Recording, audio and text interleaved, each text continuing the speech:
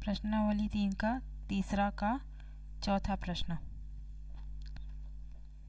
पहला, दूसरा, तीसरा हमने सॉल्व कर लिया था पिछले वीडियो में।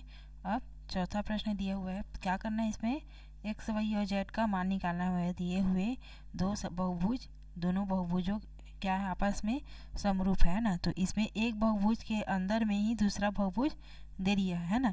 ये बड़ा वाला यहाँ से लेकर यहाँ तक जो बहुभुज है और ये छोटा वाला बहुभुज, ये दोनों ही आपस में समरूप है, ऐसा प्रश्न में दिया हुआ है। और हमें एक्स वाई जेड तीन अननोन वेरिएबल्स का मान निकालना है। ठीक है, तो ड्रॉ कर लेते हैं पहले इसको।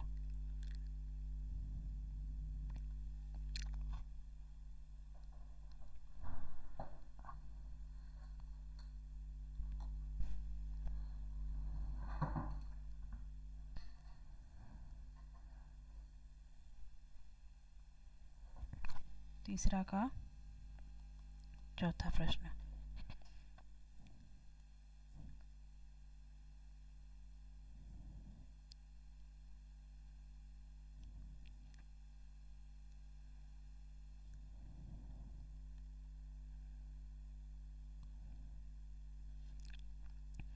एकदम स्ट्रेट है, 90 डिग्री बना रहे हैं यहाँ पर इस कोण में है ना। इसी प्रकार से दूसरा बहुभुज इसी के जस्ट अंदर में इस तरह है। इसका नेमिंग कर लेते हैं। ये हो गया ए बी सी डी और इसको ले लेते हैं ई, ये वाला पॉइंट को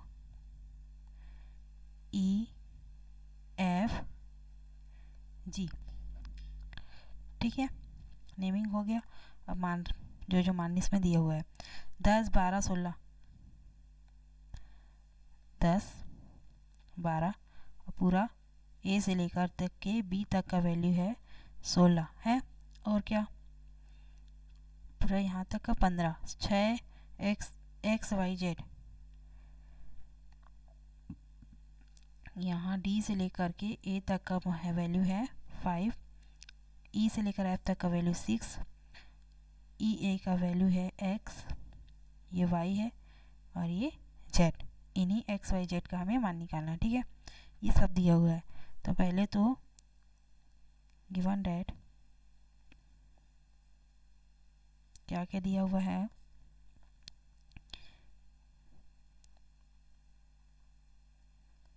बहुभुज ए बी सी डी समरूप है बहुभुज ए ई एफ जी के, ए ई एफ जी के, ये दिया हुआ है प्रश्न में है ना। जब बहुभुज समरूप है, आपस में दो बहुभुज समरूप हैं तो सभी भुजाओं के अनुपात क्या होंगे, दोनों के संगत भुजाओं के अनुपात बराबर होंगे सभी भुजा के, है ना। तो उससे हमें एक्स वाई जेड का वैल्यू मिल जाएगा। तो संगत भुजाएं कौन कौन सी है, जिनका अनुपात सभी बराबर है ना। डी ए डी का संगत भुजा है ई ए, बड़ा त्रिभुज ऊपर में, बड़ा बहुभुज ऊपर में ले रहे हैं तो सभी में हमें सभी अनुपातों में बड़े बहुभुज के मानों को ऊपर में ही लेना पड़ेगा अंश में, है ना। ए डी बटे ए ई बराबर है, ए डी का संगत भुजा क्या है, ए ई है। डी सी का संगत भुजा है ए जी बराबर है, ए बी का संगत भुजा है, एक मिनट, डी सी का संगत भुजा ए जी नहीं है, ई एफ है। डी सी ये है, इसका संगत भुजा हो गया ई एफ, है ना। और ए बी का संगत भुजा ए जी, ए बी बराबर बटे ए जी बराबर है सी बी का या फिर बी सी का संगत भुजा एफ जी, बी सी का संगत भुजा एफ जी। ठीक है, ये सभी संगत भुजा के अनुपात बराबर होंगे क्योंकि दोनों बहुभुज क्या है आपस में समरूप है। अब सभी का मान रख देते हैं।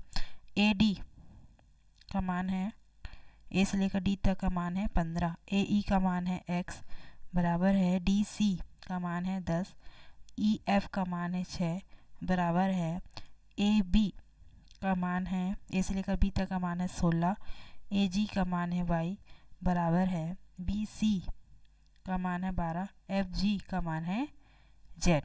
तो 15 अपॉन x, 16 अपॉन वाई और 12 अपॉन जेड, यहाँ सभी के पट्टे में अननोन वेरिएबल्स हैं, है ना। एक है जिसमें अंश और हर का वैल्यू दोनों का पता है ना।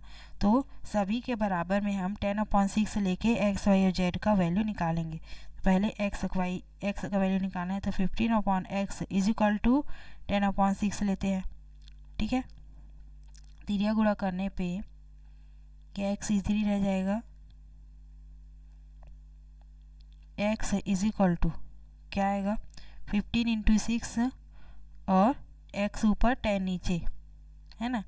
तो 15 इंटू 6 अपॉन 10, 5 दूनी 10, 5 तिया 15, 2 एकम 2, 2 तिया 6, 3 तिया 9, x का वैल्यू क्या है 9। उसी प्रकार से y का मान निकालना है, तो 16 बटे y को बराबर ले लेते हैं 10 बटे 6 के, क्योंकि सभी आपस में बराबर है। तो एक बार 10 बटे 6 के बराबर में 15 बटे x ले लिए, एक बार 10 बटे 6 के बराबर में x बटे y ले लेंगे, उसके बाद फिर 12 बटे z के बराबर में फिर से 10 बटे 6 ले लेंगे, तो हमें क्या मिलेगा x y z का मान मिलेगा। तिरिया गुणा करने पे y ऊपर 10 नीचे और 16 के गुणित 6, y इज इक्वल टू 16 गुणित 6 बटे 10 नीचे आ जाएगा, y ऊपर है ना 10,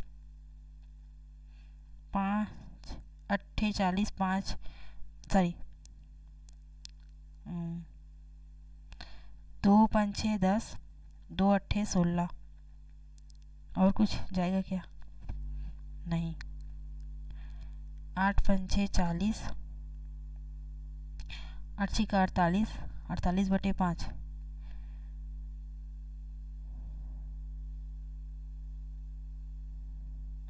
y is equal to 48 upon 5, 5 को भाग करेंगे 48 से, तो क्या आएगा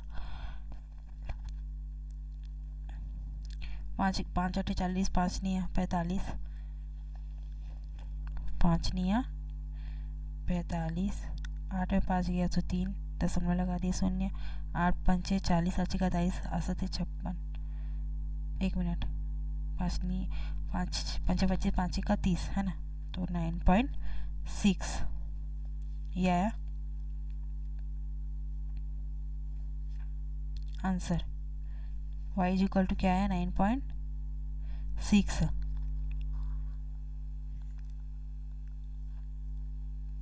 x इज इक्वल टू क्या आया था 9 आया था, और y हो गया x हो गया, z का मान निकालना है ना। तो z के लिए एक ठो क्या दिया हुआ था 16 अपॉन z, 12 अपॉन z, 12 के संगत भुजा क्या है z है ना।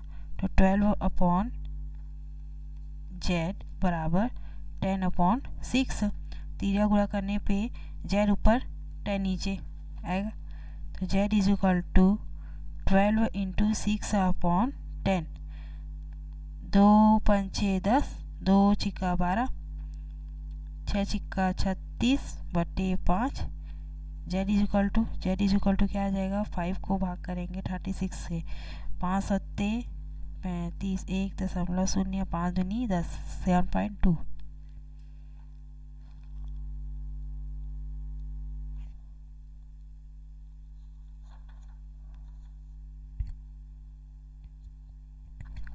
z इज इक्वल टू क्या आया 7.2।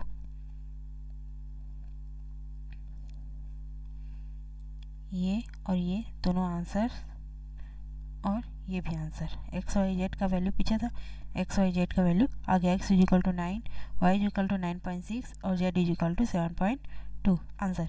नेक्स्ट देखते हैं इसके बाद चौथा प्रश्न है, एक चतुर्भुज की भुजाओं की माप दिया हुआ है, माप दिया हुआ है, चित्र बना के यहाँ पे नहीं दिया हुआ है। बोल रहा है कि एक चतुर्भुज है जिसकी भुजाओं की माप है 4 सेंटीमीटर, 6 सेंटीमीटर, 6 सेंटीमीटर व 8 सेंटीमीटर।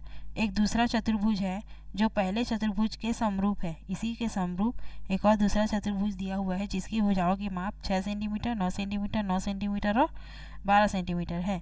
पहला प्रश्न है स्केल गुणक क्या होगा और दूसरे चतुर्भुज का पहले चतुर्भुज से। स्केल गुणक क्या होगा दूसरे चतुर्भुज का पहले चतुर्भुज से। दोनों चतुर्भुजों के परिमाप ज्ञात कीजिए। इनके परिमापों का अनुपात क्या है दूसरे चतुर्भुज का पहले चतुर्भुज से। ये प्रश्न दिए हुए हैं तो पहले तो जो मान दिए हुए हैं उससे हमें चतुर्भुज बनाना है।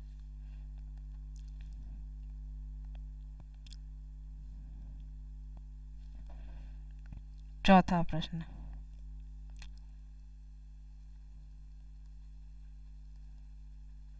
गिवन डेट चतुर्भुजों के मान दिए हुए हैं ना, क्या क्या चतुर्भुज की भुजाओं की माप है 4, 6, 6, 8 है ना। एक चतुर्भुज की भुजाओं की माप क्या क्या दिया हुआ है 4 सेंटीमीटर और 4, 6, 6, 8 6 सेंटीमीटर, 6 सेंटीमीटर और 8 सेंटीमीटर है ना। इन भुजाओं के माप से चतुर्भुज बनाते हैं।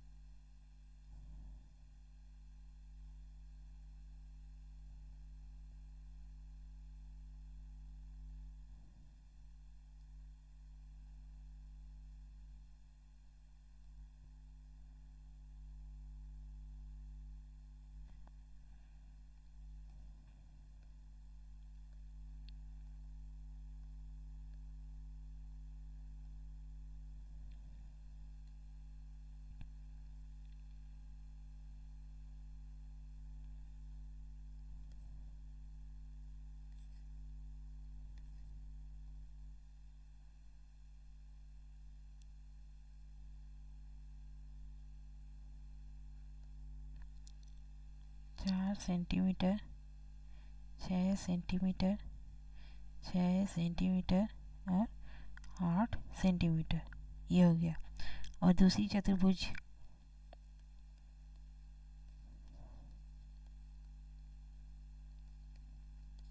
की भुजाओं की माप है क्या क्या है 6, 9, 9, 12 6 सेंटीमीटर, 9 सेंटीमीटर, 9 सेंटीमीटर और 12 सेंटीमीटर। ठीक है, जो दूसरी चतुर्भुज बनेगी वो थोड़ी इससे बड़ी बनेगी क्योंकि इनकी भुजाओं के माप क्या है ज़्यादा है। इस प्रकार से ये दूसरा चतुर्भुज है ना, इसका भी मान 6 सेंटीमीटर है तो दोनों के लिए एरो कर देते हैं 6 सेंटीमीटर है ना। 9 सेंटीमीटर इसके लिए, 9 सेंटीमीटर इस भुजा के लिए और ये 12 सेंटीमीटर है ना अनुमानित। ये इस प्रकार से हमें चतुर्भुज बनाना है। अब बोल रहा है कि जब दोनों चतुर्भुज आपस में समरूप है, नेमिंग कर लेते हैं A B C D P Q R S। ठीक है, तो दिया हुआ है कि चतुर्भुज ABCD समरूप है चतुर्भुज PQRS के। ये दिया हुआ है प्रश्न में। तो पूछा क्या क्या है, पहला तो स्केल फैक्टर, स्केल गुणा क्या होगा दूसरे चतुर्भुज का पहले चतुर्भुज से। जब दोनों आपस समरूप है तो सभी संगत भुजाओं का अनुपात क्या होगा बराबर होगा। उसी अनुपात से हम स्केल फैक्टर निकालते हैं। ये वाला चित्र इससे कितना गुना छोटा है या फिर ये वाला चित्र इससे कितना गुना बड़ा है, वही हमारा गुना जो है वो हमारा स्केल फैक्टर होता है ना। तो पहला प्रश्न पूछा है स्केल फैक्टर क्या होगा स्केल फैक्टर संगत भुजा, कोई भी संगत भुजा को पकड़ लीजिए, उससे क्या निकाल सकते हो आप, दूसरी जो दूसरी चतुर्भुज है उससे पहला चतुर्भुज के निकालना है ना। तो पी क्यू, उसका संगत भुजा क्या है, ए बी, पी क्यू बटे ए बी। पी क्यू का मान है 9, ए बी का मान है 6, 2 तीन दूनी 6, 3 तिया 9, 3/2 क्या आया, स्केल फैक्टर, है ना। दूसरा प्रश्न पूछा है, दोनों चतुर्भुजों का परिमाप ज्ञात कीजिए। पहली चतुर्भुज ए बी सी डी का परिमाप क्या होगा, परिमाप क्या होता है, सभी भुजाओं का योग, A B plus B D plus D C plus C A, है ना। ए बी का मान है 6, बी डी का मान है 6, डी सी का मान है 8 और सी ए का मान है 4, सबको जोड़ देना है। 6 6 12, 12 13 14 15 16, 12 4 16 16 17 18 19 20 21 22 23 24 24, कितना आया, पहली चतुर्भुज ए बी सी डी का परिमाप कितना आया, 24 आया। अब दूसरी चतुर्भुज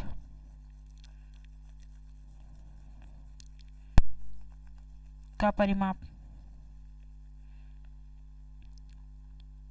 आंसर 24, और स्केल फैक्टर ये भी आंसर, पहला का आंसर है, ये दूसरा का पहला आंसर है 24, ठीक है। दोनों तीनों चारों को जोड़ने पे हमें क्या मिला, 24 सेंटीमीटर, है सेंटीमीटर में है सब, तो 24 सेंटीमीटर पहले पर चतुर्भुज का परिमाप। अब दूसरी, इसी दूसरा प्रश्न में ही दूसरी चतुर्भुज पी क्यू आर एस का परिमाप क्या होगा, सभी का योग, है ना, सभी भुजाओं का योग, P Q plus Q S plus S R plus R P. P Q का मान है 9, क्यू एस का मान है 9, एस आर का मान है 12 और पी आर का या फिर आर पी का भुजा का मान है, माप है 6 सेंटीमीटर, है ना। सबको जोड़ने पे 9 9 18 18 19 20 21 22 23 24 25 26 27 28 29 30 31 32 33 34 35 36 36 सेंटीमीटर। दूसरी चतुर्भुज पी क्यू आर एस का परिमाप है 36 सेंटीमीटर। अब तीसरा प्रश्न इसी में दिया हुआ है कि दोनों परिमापों का अनुपात, दोनों चतुर्भुजों के परिमापों का अनुपात क्या होगा, ये पूछा है प्रश्न में। इनके परिमापों का अनुपात क्या है, दूसरी चतुर्भुज से का पहले चतुर्भुज से। तीसरा, दूसरी चतुर्भुज का परिमाप अनुपात पहली चतुर्भुज का परिमाप, है ना। हमें पता है कि जब दो बहुभुज आपस में समरूप होते हैं तो उन दोनों बहुभुजों के परिमाप का अनुपात स्केल फैक्टर के बराबर होता है, और स्केल फैक्टर क्या मिला है, 3/2। अतः दोनों चतुर्भुजों के परिमाप का मान क्या होगा, 3/2।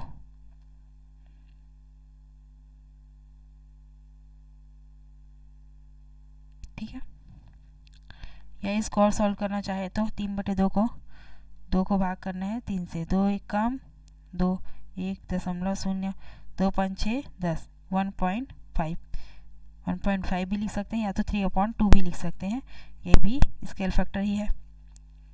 ठीक है, तो स्केल फैक्टर के बराबर होता है, और यही हमारा दोनों चतुर्भुज के परिमापों का मान है। खैर ऐसे भी निकालना चाहे तो दोनों का परिमाप तो हमने निकाला हुआ है, तो दूसरी चतुर्भुज का परिमाप है 36 और पहली चतुर्भुज का परिमाप आया था 24। दोनों को अगर हम भाग करें तो हमें मिलेगा 3/2 ही। 2 12 दूनी 24, 12 तिया 36, 3/2 जो कि स्केल फैक्टर के बराबर है। इसको अगर सॉल्व करें तो 1.5 आएगा। ऐसे भी सॉल्व किया जा सकता है, दोनों परिमापों को निकाल करके, दोनों परिमापों का अनुपात। और अगर नहीं निकालना है तो क्या कर सकते हैं, बोल सकते हैं कि ये स्केल फैक्टर के बराबर में है, तो स्केल फैक्टर का जो मान होगा वही दोनों चतुर्भुजों के परिमापों का मान होगा। ठीक है, नेक्स्ट 5वां प्रश्न, और ये लास्ट क्वेश्चन है इस प्रश्नावली का। निम्नलिखित के लिए उदाहरण दे एवं उनके कारण लिखिए। ठीक है, स्टेटमेंट यहाँ पे 3 स्टेटमेंट दिए हुए हैं, इन तीनों के लिए हमें बताना है, उदाहरण दे के समझाना है, और ऐसा है तो फिर क्यों है।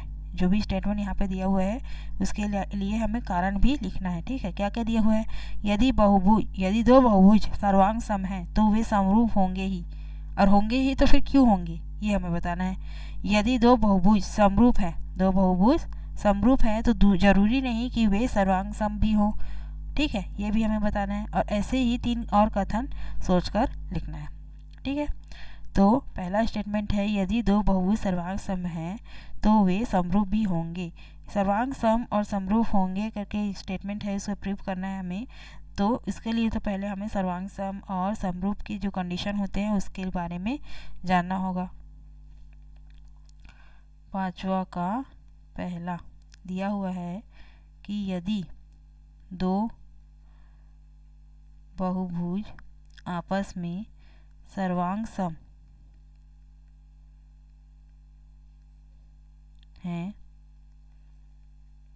तो वे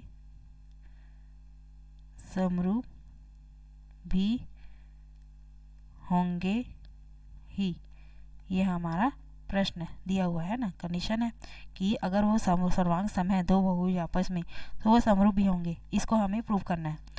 ठीक है, तो दो बहुभुज आपस में बना लेते हैं, कोई भी बहुभुज मतलब त्रिभुज ही बना लेते हैं। चलो, ये हो गया त्रिभुज ABC सर्वांग सम का कंडीशन होता है कि सर्वांग सम आकृतियाँ जो दो आकृतियाँ आपस में, दो बहुभुज आपस में जब सर्वांग सम तब होते हैं जब सभी संगत भुजाओं का अनुपात नहीं, सभी संगत भुजाएं ही बराबर रहती हैं, है ना। तो यहाँ पे दो त्रिभुज बना रहे हैं हम, दोनों त्रिभुजों की संगत भुजाएं बराबर हैं, ABC PQR, है ना। हम बोल रहे हैं कि ये दोनों आपस में क्या है, सर्वांग सम है। त्रिभुज ABC सर्वांग सम है त्रिभुज PQR के, ये हमें दिया हुआ है, गिवन। ठीक है, बोल रहा है कि दो बहुभुज सर्वांग सम है, तो दो बहुभुज हमने बना लिया, दोनों बहुभुज आपस में क्या है, सर्वांग सम है। तो सर्वांग सम है तो इसका कंडीशन क्या होता है, जब सर्वांग सम है तब क्या होगा, ए बी बराबर हो जाएगा, इसकी संगत भुजाएं बराबर हो जाती हैं पी क्यू के, और क्या निकलेगा, ए सी बराबर है पी आर के, और क्या निकलेगा, बी सी बराबर है क्यू आर के। ये तीनों कंडीशन निकलती है जब सर्वांग सम होता है। और समरूप जब होता है, दो आकृति दो बहुभुज आपस में जब समरूप होते हैं तब क्या होता है, दोनों संगत भुजाओं का अनुपात बराबर होता है। ठीक है, संगत भुजाओं का अनुपात बराबर होता है। लेकिन इस आकृति को समरूप भी कह सकते हैं, क्यों, क्योंकि संगत भुजाओं के अनुपात बराबर भी होते हैं और उसके साथ साथ संगत भुजाएं बराबर भी हो सकती हैं, उसी को हमें प्रूव करना है। ठीक है, चलिए, त्रिभुज ABC और PQR में ये तो वे समरूप भी होंगे जब त्रिभुज ABC समरूप होगा त्रिभुज PQR के, है ना। ये हमें प्रूव करना है ना।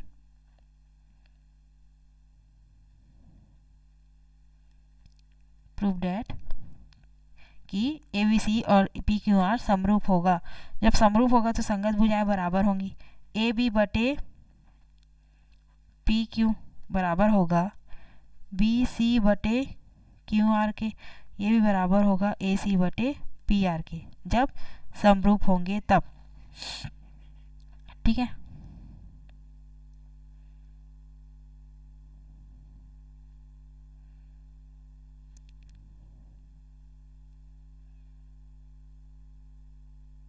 सभी का अनुपात आपस में बराबर होता है।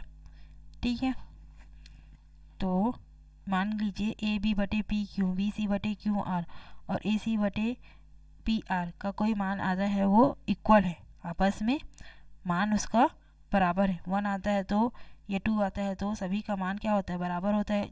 इसीलिए तो हम कहते हैं कि संगत भुजाओं का अनुपात जो भी आता है वही उसी को हम स्केल फैक्टर के बराबर में रखते हैं, क्योंकि सभी भुजाओं के लिए स्केल फैक्टर क्या होता है, समान होता है ना। संगत भुजाओं का अनुपात क्या होता है, बराबर होता है। और संगत कोण, अच्छा दोनों में संगत कोण बराबर होते हैं, समरूप में भी और सर्वांग सम में भी। ये दोनों जो है इन दोनों में कॉमन होते हैं, समरूप में और सर्वांग सम में। संगत कोण और संगत कोण आपस में बराबर होते हैं और संगत भुजाएं सर्वांग सम में बराबर होती है, लेकिन संगत भुजाएं सर्वांग सम में बराबर होती है लेकिन संगत भुजाओं का अनुपात बराबर नहीं होता। लेकिन समरूप में संगत भुजाओं का अनुपात भी बराबर होता है। यहाँ पर से हम बता सकते हैं कि ए बी बटे पी क्यू को जगह में हम क्या लिख सकते हैं, या तो ए बी की जगह हम पी क्यू लिखे, या तो पी की क्यू की जगह में ए बी बटे ए बी लिखा जा सकता है, बराबर बी सी के जगह में क्यू आर, या तो क्यू आर के जगह में बी सी लिखा जा सकता है क्या, बी सी बटे बी सी बराबर ए सी की जगह में पी आर, या तो पी आर की जगह में ए सी लिखा जा सकता है क्या, ए सी बटे ए सी। ठीक है, ये वाला कंडीशन अप्लाई हो सकता है। तो ए बी कटा क्या आया 1, बी सी कटा क्या आया 1, ए सी कटा क्या आया 1, है ना। तो जब सभी संगत भुजाओं का अनुपात बराबर आता है, और यहाँ पर भी जब संगत भुजाओं का अनुपात 1 ही आया, सभी का काटने पर सभी का इक्वल आया ना 1, अतः हम कह सकते हैं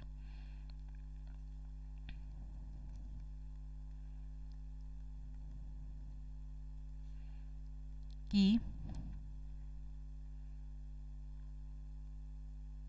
जब कोई बहुभुज सर्वांग सम है तब वह समरूप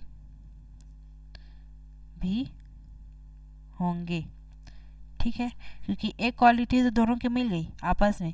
जब सर्वांग सम होता है तो भी संगत कोण बराबर होते हैं, और समरूप होते हैं तब भी संगत कोण बराबर होते हैं। और दूसरी थी कि सर्वांग सम में संगत भुजा बराबर होती है ना, और समरूप में संगत भुजाओं का अनुपात बराबर होता है।